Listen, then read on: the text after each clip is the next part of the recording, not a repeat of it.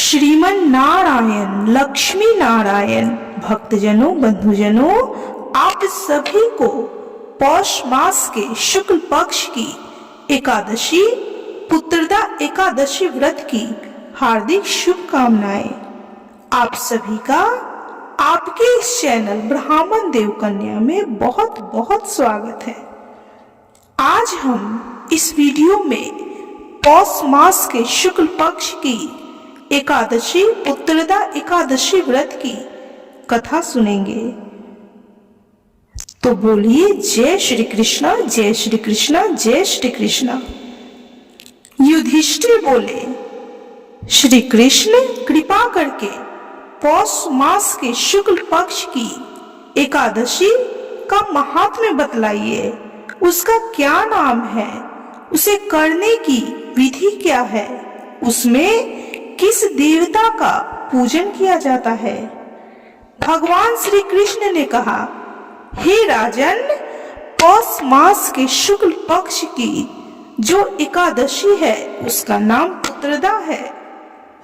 पुत्रदा एकादशी को नाम मंत्रों का उच्चारण करके फलों के द्वारा भगवान श्री हरि का पूजन करें। नारियल के फल, सुपारी, बिजौरा नींबू, जंबीरा नींबू, अनार, सुंदर आंवला, लौंग, बैर तथा विशेषतः आम के फलों से देव देवेश्वर भगवान श्री हरि विष्णु की पूजा करनी चाहिए। इसी प्रकार धूप दीप से भी भगवान श्री हरि विष्णु की अर्चना करें।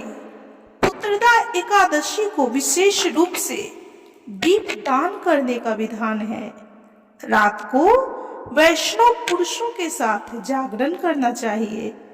जागरण करने वाले को जिस फल की प्राप्ति होती है वह हजारों वर्ष तक तपस्या करने से भी नहीं मिलता। यह सब पापों को हरने वाली उत्तम तिथि है। चराचर जगत सहित समस्त त्रिलोकी में इससे बढ़कर दूसरी कोई तिथि नहीं है। समस्त कामनाओं तथा सिद्धियों के दाता भगवान श्री हरि नारायण इस तिथि के अधिष्ठ देवता हैं। पूर्व काल की बात है, भद्रावती पुरी में राजा सुकेतुमान राज्य करते थे। उनकी रानी का नाम चंपा था।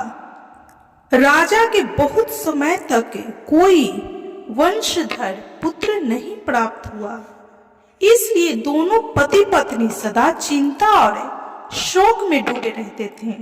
राजा के पितर उनके दिए हुए जल को शोकोच्छ्वास से गर्म करके पीते थे। राजा के बाद और कोई ऐसा नहीं दिखाई देता जो हम लोगों का तर्पण करेगा। यह सोच सोचकर पितर दुखी रहते थे। एक दिन राजा घोड़े पर सवार होकर गहन वन में चले गए।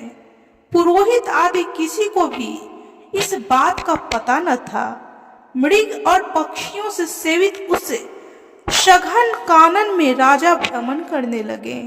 मार्ग में कहीं सियार की बोली सुनाई पड़ती थी तो कहीं उल्लुओं की।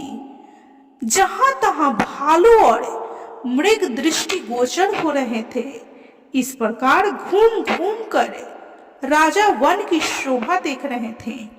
इतने में ही दोपहर हो गई। राजा को भूख और प्यास सताने लगी। वे जल की खोज में इधर उधर भटकने लगे। किसी पुण्य के प्रभाव से उन्हें एक उत्तम सरोवर दिखाई दिया, जिसके समीप मुनियों के बहुत से आश्रम थे।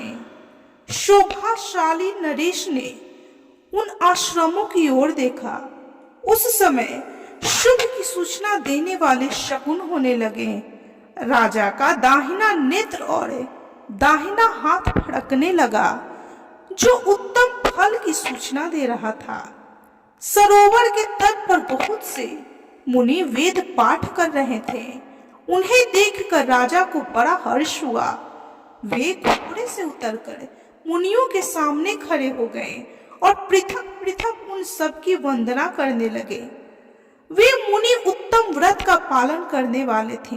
जब राजा ने हाथ जोड़कर बारंबार दंडवत किया तब मुनि बोले, राजन, हम लोग तुम पर प्रसन्न हैं। राजा बोले, आप लोग कौन हैं? आपके नाम क्या है? तथा आप लोग किस लिए यहाँ एकत्रित हुए हैं? कृपया यह सब बताइए। ऋषि मुनि बोले, हे राजन, हम लोग विश्व देव हैं, यहाँ स्नान के लिए आए हैं। माघ मास निकट आया है। आज से 5वें दिन माघ का स्नान आरंभ हो जाएगा। आज ही पुत्रदा नाम की एकादशी है, जो व्रत करने वाले मनुष्यों को पुत्र देती है। राजा ने कहा, विश्व देवगण, यदि आप लोग प्रसन्न है तो मुझे भी पुत्र प्रदान कीजिए। मुनि श्रेष्ठ बोले, हे राजन, आज पुत्रदा नाम की एकादशी है। इसका व्रत बहुत विख्यात है। तुम आज इस उत्तम व्रत विधि का पालन करो। हे महाराज, भगवान श्री हरि विष्णु केशव के प्रसाद से आपको पुत्र की प्राप्ति अवश्य होगी।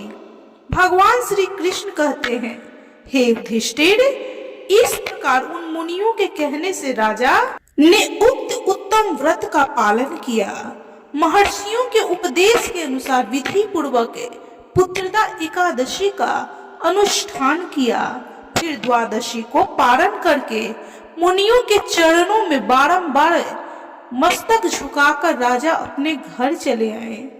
तदंतर रानी ने गर्भ धारण किया। प्रसव काल आने पर पुण्य कर्मा राजा की तेजस्वी पुत्र प्राप्त हुआ, जिसने अपने गुणों से पिता को संतुष्ट कर दिया। वह प्रजा का पालक हुआ।